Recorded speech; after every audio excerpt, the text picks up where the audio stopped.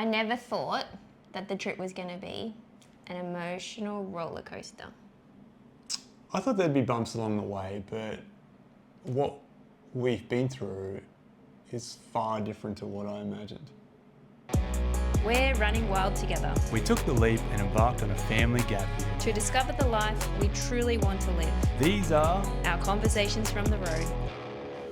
I guess it was probably around the 4th month that we found ourselves with enough time to actually sit down and, reflect on everything that had come before, like... The highs of travel had finished. The highs of seeing everything in Vietnam, skiing Learning how to in ski, Austria, it all kind of calmed. Yeah. And we just had... We found ourselves sitting in a quiet space in Sicily, which in its own is probably something that we could talk about in an episode. But Yeah. we had time to reflect, and we almost found ourselves a little bit almost ungrateful. Well, feeling ungrateful because we had this feeling inside and we're like, what is this feeling? We're doing a trip of a lifetime and what this kind of feels right now is not what we anticipated, not the fun, It wasn't aligning with our expectations at that point in time. And we started doing some research into, what's making us feel like this? Why are we in this slump? And as everyone does these days, we went to ChatGPT and one of our resources. Very trusted, highly trusted. We did 3 reference checks. It came back and said that most families going through, a 12-month gap year go through 5 stages of emotions. So let's break these down. Okay. Because I feel like they're very accurate. We've lived them. Very accurate. And I mean, we haven't gone through all of them yet, as per what ChatGPT says we will, but 7 months in, we've definitely lived most of them. So number 1, the anticipation stage. So that's 3 to maybe 4 months before you leave for the trip. Yeah, the build-up, the excitement, the research, it's coming. Yeah, the absolute peaking, oh my God, can't wait till we leave, let's just get this party started. Yeah.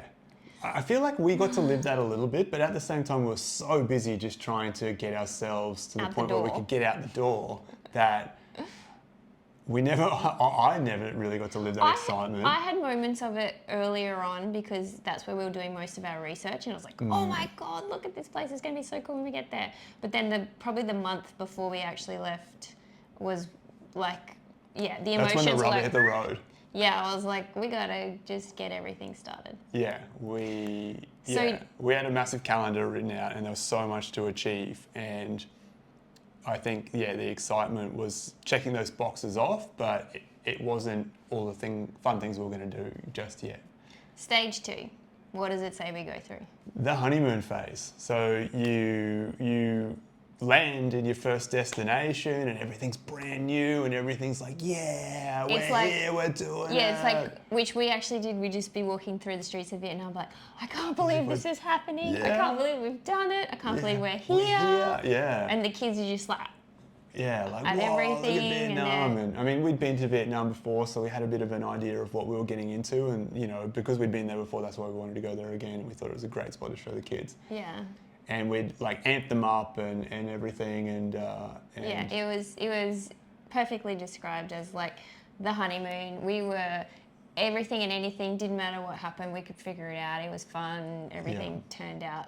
Yeah, we're trying different foods and different things and just living. Yeah. And it was epic.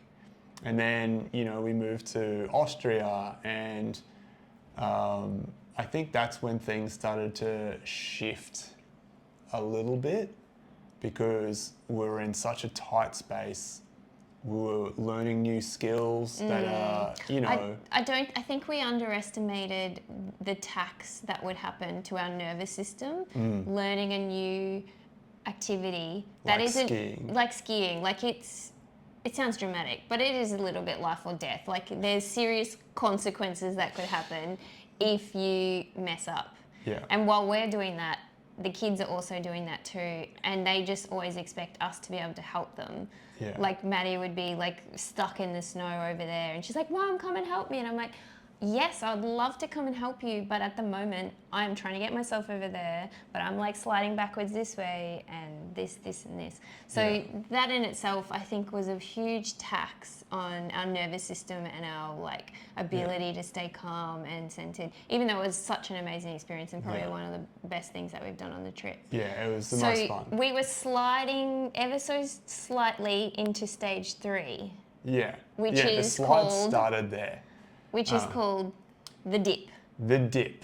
And I think that dip Or the slump. Dip or the slump?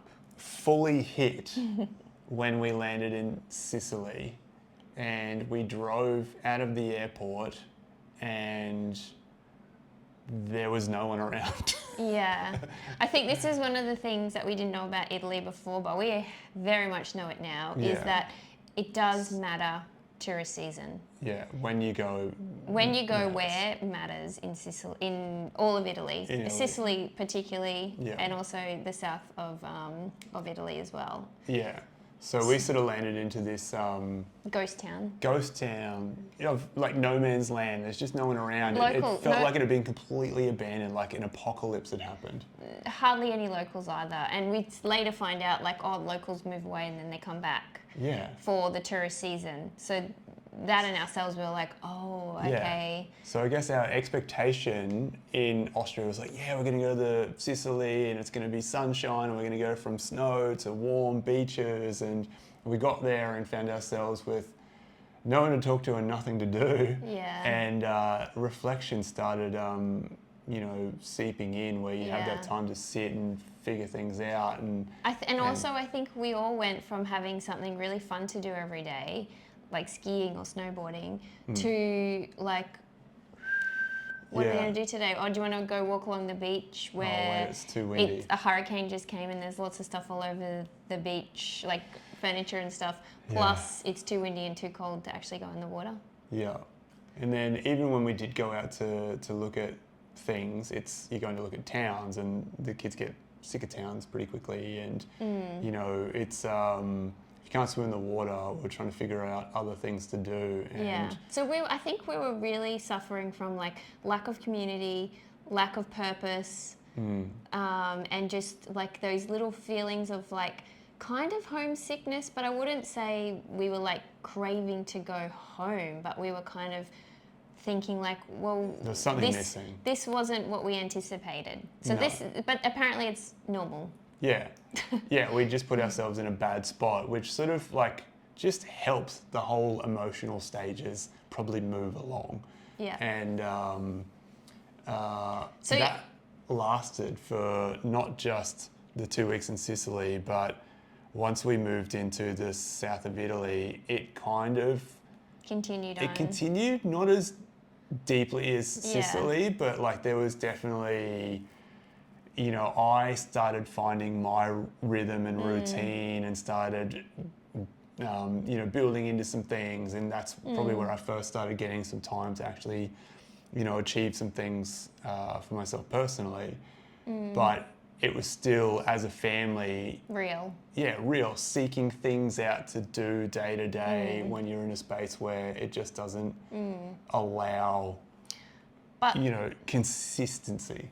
But looking back now, like it was like a perfect thing that needed to happen. Yeah. It allowed us that chance to like stop, breathe, think about, okay, how can we actually sustain this? Because how we were living with the excitement at level 10 for like 3 months straight wasn't sustainable for any of us. No. And so there, when we had that quiet time and, not much to do around, not many locals to interact with, and not necessarily the best weather, we really were able to kind of, knuckle down on getting good routines, getting back into exercise. Yeah, like the kids, the schooling system out better. Figuring the schooling system out better for how the kids are best going to learn. Also, like the kids became super creative, like they were just crafting every day or cooking, like Maddison and Emmett were mostly like cooking all our meals. Yeah. So in hindsight... We thrived there. We thrived, and it was like, it took a couple of weeks for us to realise, Yeah. oh wow, like if we didn't feel that, we wouldn't have stopped and we wouldn't have kind of re-implemented how we need to live Yeah. traveling overseas. And by the end, we kind of didn't want to leave. Yeah, then we were like really sad. We were like, Yeah. oh. You know, and the weather just started to get Yeah, really good. the community came in, like people started moving back, and Yeah, we it's actually getting closer to found summer. our space and our rhythm and routine, and it was Yeah. really cool. And then we kind of had to move on. So that leads us into, so that was stage 3, which then, you know, by the end of that, we were starting to move into stage 4. And stage 4 is the sweet spot, apparently. Yeah. Which And- I would call it the sweet spot. Yeah, and we're still in that sweet spot now where So we've this- figured it out. Yeah. The And- sweet spot typically runs, for anyone that wants to know, 5 to 9 months. Yeah. Yeah, 5 to 9 months. And so we're in that stage now, we're 7 months in. Yeah. And it's really nice when you get to the sweet spot because you understand what everyone in the family needs to be able to thrive in this environment. So we know we don't necessarily thrive when we're in a 1-bedroom apartment. We don't necessarily thrive when we need to eat 3 meals out a day. Yeah. Because that decision fatigue of where to go, just But also you just get sick of, like, even though the food's delicious, you just get sick of the routine of having to go out all the time. or If you- just eating out. Like when you can cook your own food, it just feels a bit more nourishing sometimes. Yeah, well, and I mean, just the way that life flows around those times as well. Yeah, it's such an ordeal. It's like, okay, everyone get ready for breakfast. Okay, everyone All get right, ready we're for going lunch. out for dinner. Everything gets flipped on its head. You're trying to get everyone out the door. It's like trying to get everyone out the door to school again. Yeah, So yeah, we've figured it out. We've cracked the Da Vinci Code of what our family needs, and you know, it's been a process.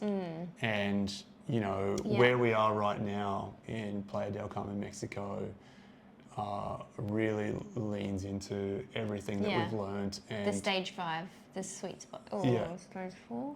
Stage 4 sweet spot, yeah. Life feels easy here Yeah, it's very easy, and we're in the sweet spot. yeah, we're in the sweet spot, Stage and we 4. are thriving. And then there's one last stage which we haven't hit yet, but we actually feel like we have hit. Yeah, I feel like we hit this a long time ago as well. So stage 5 is where you start to reflect and think about once you get home. Yeah, future. But I actually feel like we started with this stage. Yeah, I feel like the whole journey was based around what we wanted our life to be like, which is kind of like what we're Stage. leaning into for stage, you know, what stage 5 becomes. And I mean, this was an experiment in a way to figure it out, The trip, yeah. to get to this sweet spot, to go, this is what we need as a family to go home and do it. And now there's excitement about doing that, as much as there is sadness about, you know, Yeah, you know, 'cause doing what we're doing. the falsehood in the sweet spot is that you feel like you could live like this forever. Yeah, and I mean, You could. yeah, I would if I could, totally. You know, there. I feel like one thing that we have learned is that a base is important, somewhere that you can set yourselves up and then go out and sort of, you know, explore from there. And that's what we've been creating during this sweet spot phase, is bases to then go out and explore. And, you know, if you were going to do this in a more long-term fashion, you'd want, you know, good, consistent bases to then be able to go out and explore. Yeah. So you're fresh. So you always feel like you stay in the honeymoon stage. Yeah. And then, you know, or the sweet spot. Stay in the sweet spot. That you could just keep going. Honeymoon and sweet spot. Just But yeah, I think, yeah, reflecting on the journey, we've I think we've touched all the emotions at some point in time, and sure. they're 100% real. And ChatGPT nailed it. yeah. And we believe in you. Do we? I don't think so. Thanks for joining the conversation. If you enjoyed it, don't forget to like and subscribe and let us know what question we should tackle next. We'll see you in the next one.